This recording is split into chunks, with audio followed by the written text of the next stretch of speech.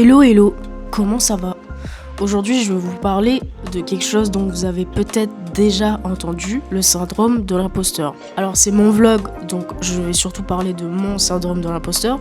J'ai pas envie de parler au nom des autres, je sais pas si toutes les personnes qui ont ce syndrome vivent exactement la même chose, sûrement pas. Donc je vais parler de ce que je maîtrise le mieux, ce que je ressens et ce que je vis au quotidien. Alors, étant donné que je vais parler de mes émotions, je vais forcément empiéter sur la thématique de l'anxiété. Donc, je vais essayer de rester uniquement sur le syndrome, mais ça va parfois être lié au trouble de l'anxiété. Je préfère prévenir et préciser. Comme tous mes vlogs, le but est de vous partager ce qui me trotte dans la tête, mais surtout, je choisis des thèmes qui me concernent, mais qui pourraient aussi concerner un petit groupe de personnes. Soit vous vous reconnaîtrez parce que ce que je dis vous parle, soit vous vous reconnaissez pas du tout, mais vous êtes curieux et ouvert d'esprit. Félicitations si vous l'êtes. Bref, bienvenue dans ce 3e vlog où je parle de tout et de rien, tout en filmant mon mois de septembre.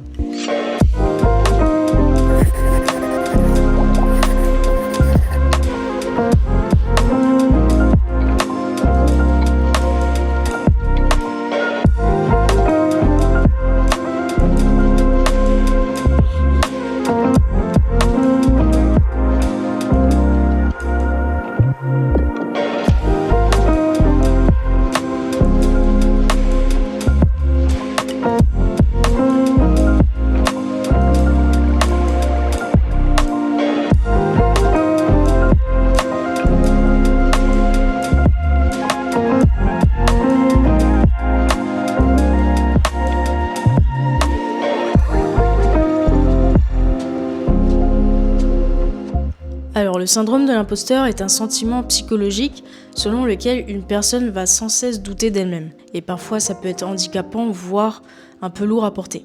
L'exemple le plus connu, c'est lorsqu'on vous fait un compliment, vous l'acceptez pas et vous vous sentez hyper gêné. Vous vous dites, il me dit ça sûrement pour paraître gentil, je suis loin d'être ce qu'il dit, je mérite pas du tout ses compliments, il y a des gens bien meilleurs que moi dans ce domaine. En fait, pour moi, le syndrome de l'imposteur, c'est un peu une forme d'humilité poussée à l'extrême. Mais on va pas se mentir, c'est surtout parce qu'on manque d'estime de soi. Et je dis bien estime de soi et pas confiance en soi. Pour moi, c'est deux choses différentes. Bon, j'ai pas la science infuse, mais selon moi, c'est vraiment l'estime de soi, c'est accepter en quelque sorte que tu es de telle ou de telle manière. C'est la valeur que tu portes sur toi-même. Elle est constante et concerne ta vie, toi, de manière globale. Alors que la confiance en soi, c'est lié à une expérience ou à une action, et elle n'est pas forcément constante. Pour illustrer, dans mon cas, je suis parfaitement à l'aise à l'idée de prendre l'avion toute seule, voyager seule, parler, faire un pitch, faire un spectacle devant des centaines de personnes, ou encore faire ses vlogs sur YouTube. Néanmoins, je vais très souvent douter de moi-même, c'est-à-dire que je suis tout le temps en train de me dévaloriser, me remettre en question, je suis en quelque sorte jamais satisfaite de ce que je fais, surtout dans la vie professionnelle et dans les relations. Voilà, personnellement, j'estime que j'ai quand même confiance en moi, mais j'ai très peu d'estime de moi-même, d'où le syndrome de l'imposteur.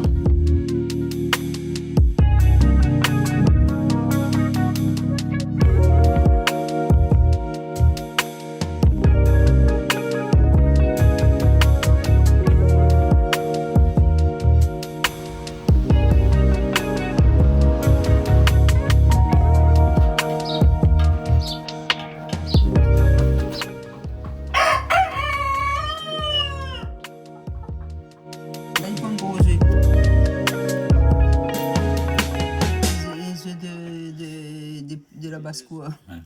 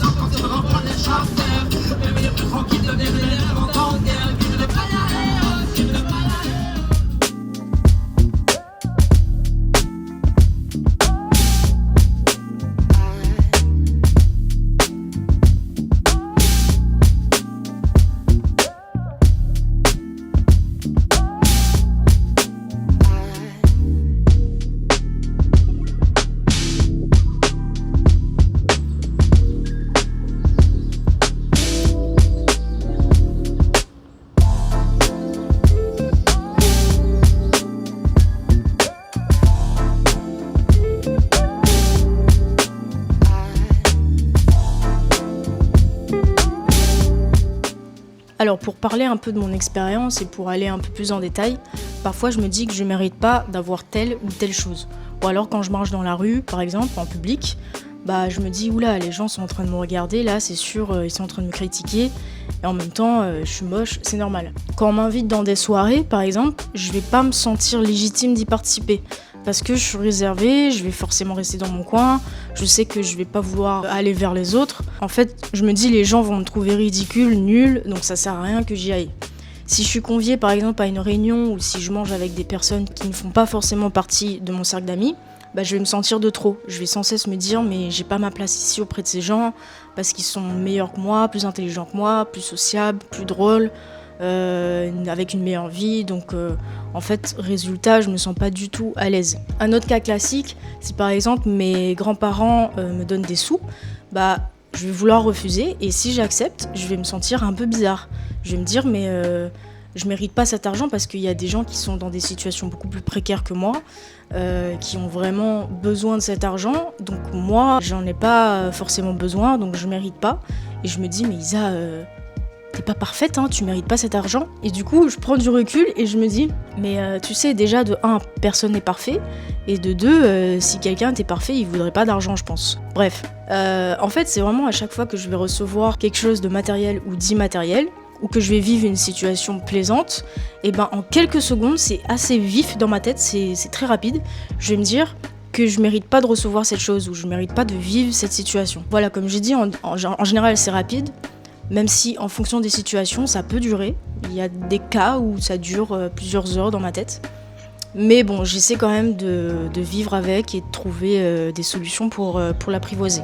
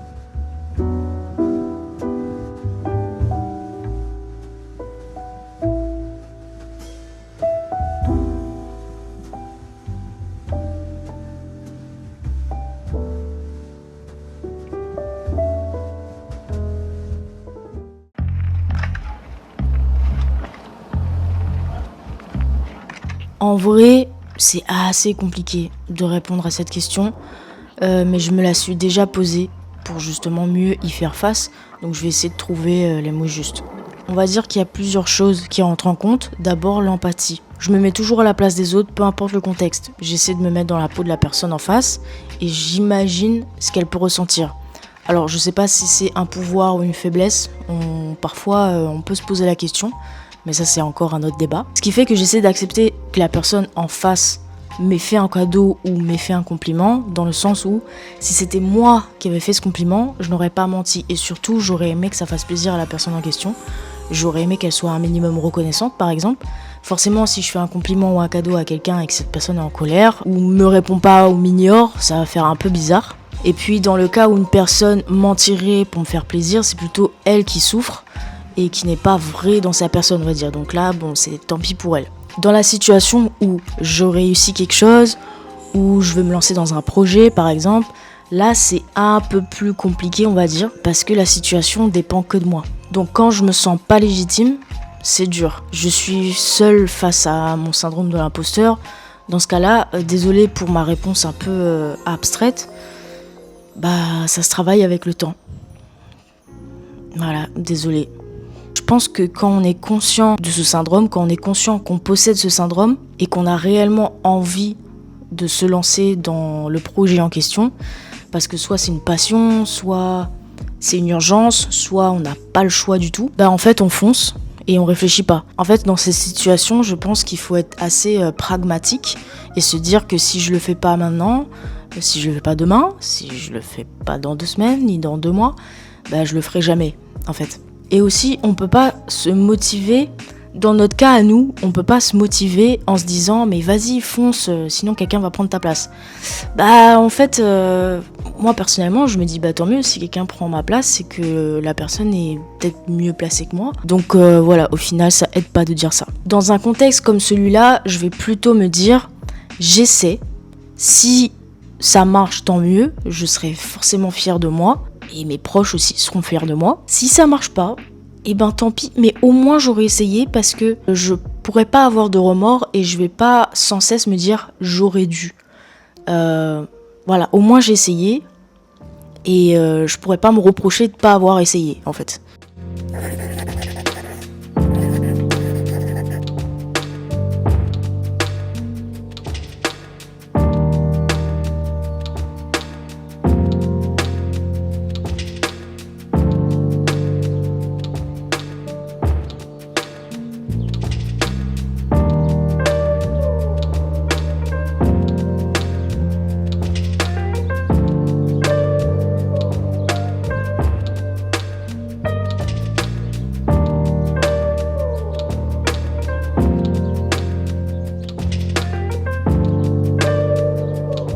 Alors, il y a une deuxième chose aussi, mais là, ce n'est que mon avis personnel. Pas tout le monde pense comme ça, pas tout le monde a cette vision, cette manière de penser. Pour moi, si les choses arrivent, c'est qu'il y a une raison. Donc là, en l'occurrence, si par exemple j'ai un cadeau, si j'ai des compliments, si je réussis quelque chose, c'est qu'il y a une raison. Rien n'arrive par hasard. Tout est fait en sorte qu'on soit sans cesse en apprentissage pour devenir une meilleure personne demain. Donc au-delà de dire « oui, je mérite », parce que clairement c'est très compliqué de dire cette phrase, je vais me dire plutôt si ça arrive, c'est que ça doit arriver, c'est qu'il y a une raison derrière et c'est à moi d'aller chercher cette raison, c'est à moi d'accepter, d'avancer et d'aller connaître cette raison derrière. Bon, en général, on a les réponses quelques mois voire quelques années plus tard. Et évidemment, c'est valable aussi pour les choses négatives. Si une chose négative arrive, c'est qu'il y a une leçon derrière à en tirer, et il y a une leçon à apprendre de cette chose négative-là.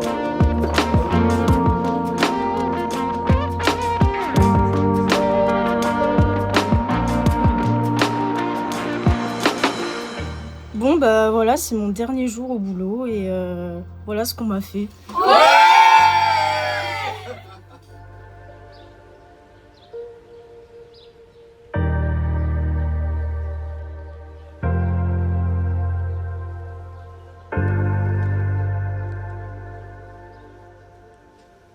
Alors, je vais rajouter quelque chose qui n'était pas prévu dans la vidéo, mais c'est ce que je me suis dit là tout récemment. En fait, je me suis rendu compte que le soutien et le compliment des gens extérieurs, c'est hyper important. Pourquoi ? Parce que c'est sûr, vaut mieux se dire soi-même « ok, je mérite », vaut mieux que ça vienne de nous, de soi, parce que c'est là que ça commence et c'est le premier step, c'est la première étape. Mais si ça marche toujours pas, c'est vrai que quand les autres autour, alors quand je parle des autres, c'est les amis, les proches, la famille, les collègues aussi. Quand eux tous vous disent que vous méritez, que vous êtes bien, que vous faites telle chose de manière carrée, c'est nickel, c'est propre, que vous méritez telle ou telle chose, quand c'est les autres qui vous disent ça, en fait, au premier abord, on va pas y croire. On va pas vouloir y croire plutôt. On va se dire, ouais non, bon, ça je l'ai déjà dit, on va dire, non mais il dit ça pour être gentil, etc. Par contre, les paroles restent. Et quand on rentre à la maison, eh ben les paroles tournent dans notre tête, ça tourne, on dort, on se relève le lendemain matin, les paroles sont toujours là. Et c'est ça qui, sur le long terme, fait que, à un moment donné, inconsciemment, on va s'accepter. Alors je dis pas qu'il faut impérativement que les autres vous valorisent, parce que on ne vit pas à travers le regard des gens. Je suis très mal placée pour dire ça. Mais ce que je veux dire par là, c'est que entourez-vous de gens que vous faites confiance, entourez-vous de gens qui vous mettent en valeur, et en fait ça va tourner dans votre tête, ça va rester et ça va vous travailler positivement. Voilà. Aparté terminé.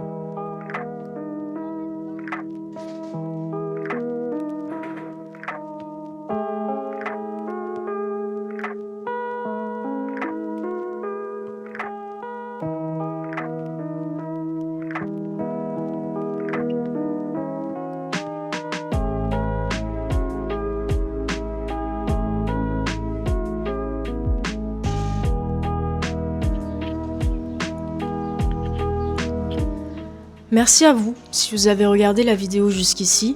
Ça me fait très plaisir, j'espère qu'elle vous aura plu. En ce moment, j'essaie de me mettre un peu à la colorimétrie, l'étalonnage sur mes vidéos. Donc si certains d'entre vous ont remarqué que tous les plans n'ont pas les mêmes couleurs, désolé, je suis en train d'apprendre en ce moment. J'espère que les vidéos qui vont suivre seront plus équilibrées en termes de colorimétrie. Ceci étant dit, la thématique du syndrome de l'imposteur, c'était pas un sujet évident à traiter, parce qu'en temps normal, dans la vie de tous les jours, on se pose jamais vraiment pour essayer de comprendre ses émotions. En faisant ces vlogs, ça me permet vraiment de prendre du recul sur ce que je ressens, de trouver et mettre des mots sur ces ressentis. Et en fait, ça fait du bien parce que moi, ça me permet de visualiser ces ressentis. C'est un peu comme si je les rendais palpables, en fait. On a une vision beaucoup plus claire de ce qu'on ressent. Ça permet de mieux les appréhender, mieux les comprendre et mieux les gérer par la suite. Bon, c'est plus facile à dire qu'à faire parce que j'ai beau essayer de comprendre la psychologie humaine, c'est toujours un calvaire pour mettre en pratique ces solutions pour soi. Donc bon, mais l'essentiel, je pense que c'est d'essayer et c'est de tenter en fait, parce que je pense que c'est mieux que rien et que c'est mieux d'essayer que de rien faire. Et à un moment donné, je suis sûre qu'on va y arriver, on y croit. N'hésitez pas à me dire si vous aussi vous avez le syndrome de l'imposteur, si vous avez les mêmes ressentis que moi ou si on a des symptômes très différents. Je suis sûre et certaine qu'il y a beaucoup de gens qui ressentent ça. Donc encore merci à vous et à plus.